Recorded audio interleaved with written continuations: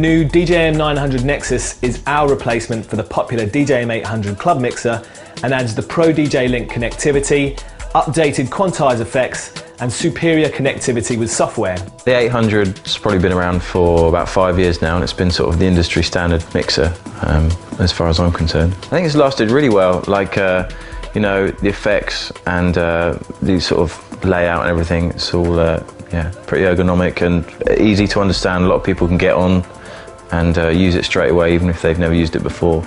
The Nexus name is our commitment to making the perfect system for every type of DJ.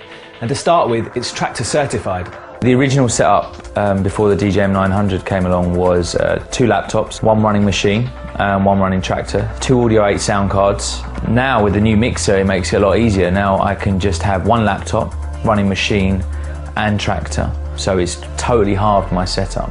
And also now not having the sound card, to having to plug the sound card in and stuff, I can just come in, plug the USB straight in. And my DJ setup now consists of 2 CDJ 2000s, 1 DJM 900, an iPad, a MacBook with Ableton Live on, a Korg Nano Pad, a Korg K Oscillator and an EFX 1000. I also use the 900 as a control surface, I use the Nano Pad as a control surface and my iPad as a control surface, all in Ableton. The 4-channel 24-bit 96K sound card and full MIDI control integrates the mixer with high-tech DJ tools. People, if they're using Tractor or Ableton, they can just plug straight in. You know, all their drivers and everything can be customized before they go to the club. We've added a new touch-sensitive X-Pad to the beat effects, which brings rhythmic expression and instant effects triggering to your fingertips. There's 5 insanely high-quality beat effects too, with a studio-style reverb, the beat-mashing slip roll, the madness of spiral, and a sidechain innovation of melodic. The color effects have been expanded from 4 to 6 with the new dub echo, space, noise, and with studio-style dynamics of the gate and compressor. So let's start out with the color effects, which are available on all 4 channels and independently controllable. Well, the whole thing about the mixer, I just love the whole layout. I love the filters are just, for me, you know, one of the best you can get. You know, I've always been obsessed with the high pass and the low pass filter on it because it's the main part of the way I mix. Well, obviously there's some nice new color effects on there, like the space, which is great for creating builds and like just splashing out snares and bright frequencies.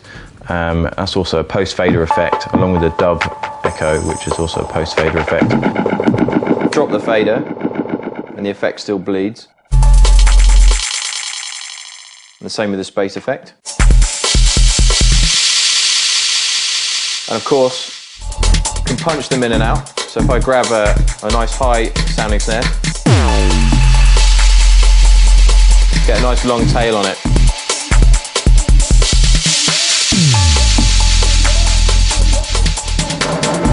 Low pass and high pass. The color effects are, you know, push the button, turn the dial, something happens straight away. Whereas the beat effects are more rhythmical, you've got more parameters to play with. But it's using them both together really that's, you know, that's the key in that mixer. The new firmware 4.0 for the CDJ 2000 and CDJ 900 sends Recordbox beat grid information to the DJM 900 beat effects, making it an essential update.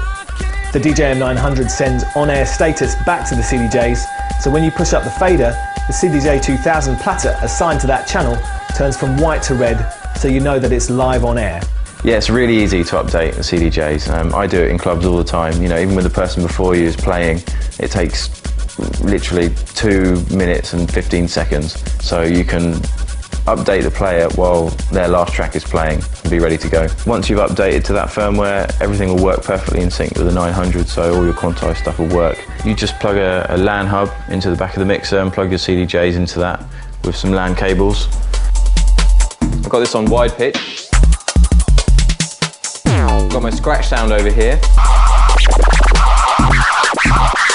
I'm going to use the transform effect, which is timed and quantized to this deck.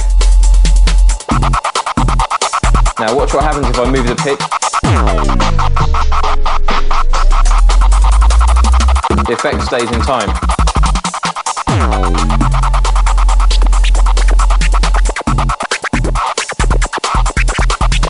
The X-Pad is just, it's like an XY pad, but just one axis. It's like super simple. It's kind of a touch ribbon thing. On the 800, you'd get your beat bar buttons, set it to the right measure, on whatever particular effect. So you're doing the roll, you'd set it to an eighth, or you know, if you wanted to repeat one bar, you'd set it to that. But with the touch ribbon, you just, you know, you literally just touch it in a corresponding place, and straight away it's engaged. You don't need to actually engage the effect with the yellow button. As soon as you touch the strip, the effect's engaged. So the roll, as on the previous mixer, works in the same way, except now you can control it with the X pad.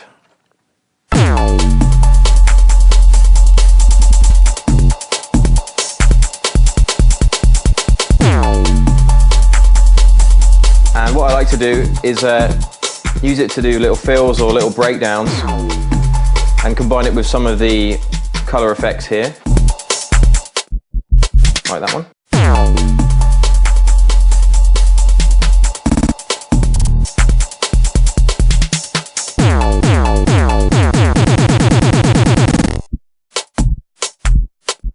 So you make your own little breakdowns, and then you can just take little sections with the roll, so we get those little snares next time they come around.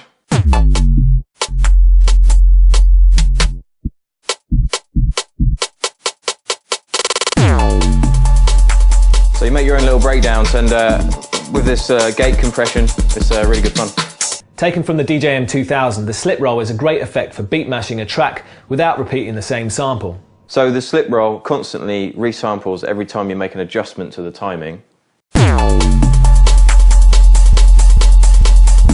They've sampled a new part of the beat. And now all the roll effects are post fader, so you can do the sound color effects.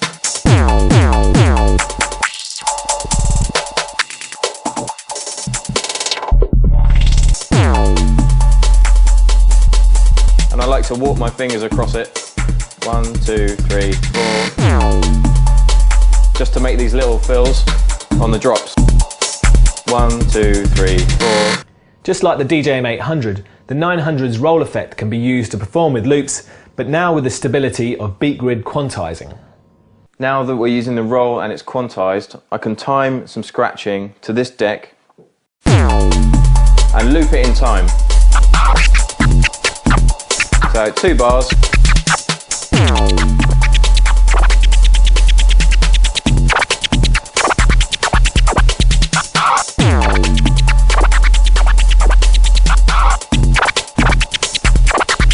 Save in time.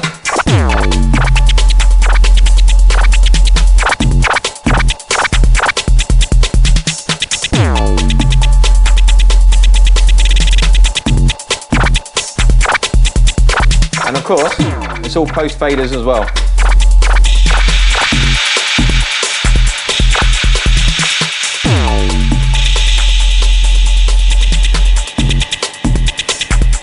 Dub echo.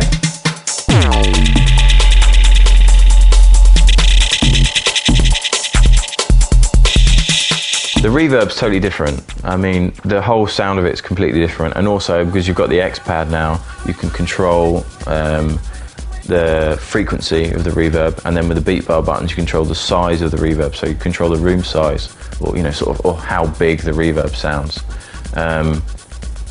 So you can whack the frequency up, get a high pitch reverb, you know, again post fader, so if you take your finger off you're going to get that tail that bleeds into the track, and with that tail, or if you turn the depth all the way around and cut the original source, you know, you just are left with the tail on its own. You can change the room size and get that weird sort of pitching effect.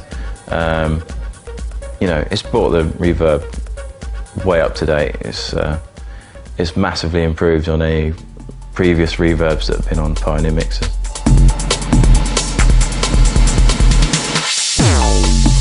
So we've got a nice high-pitched tail there.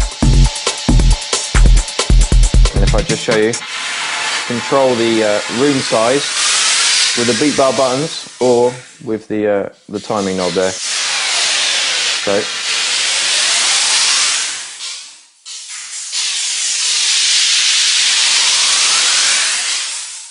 well, the spiral is a little bit mental, but it's great fun. It's kind of the rock band effect. So the spiral is like a tape delay that's gone bananas, and it sounds a bit like this. It's pretty gnarly.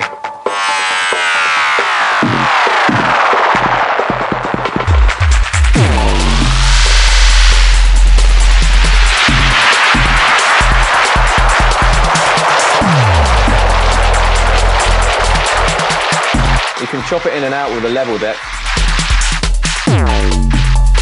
and it records it in.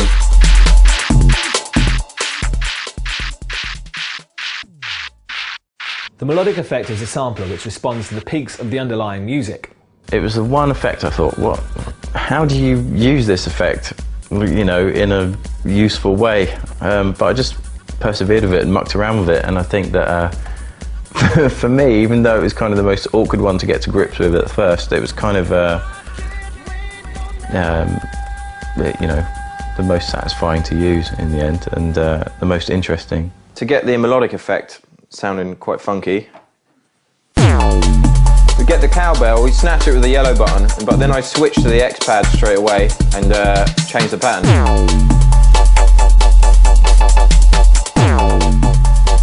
And what I can do now, make it melodic by changing the pitch with the beat bar buttons or the timing knob.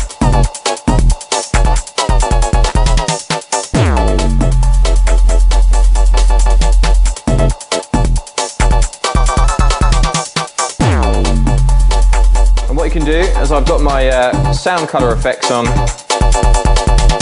this channel and this channel, and if I change the channel, just bleed the effect into the other channel. So it just picks up a little tail of the effect.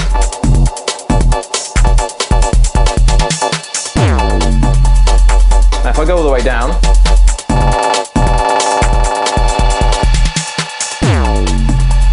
keep my finger on there, I can actually turn this off.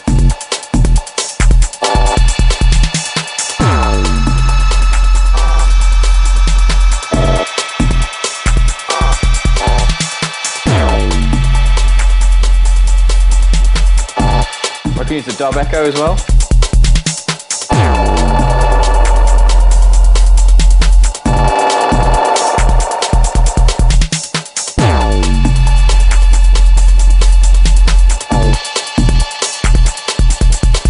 Channel select back onto this channel, should remember the pattern.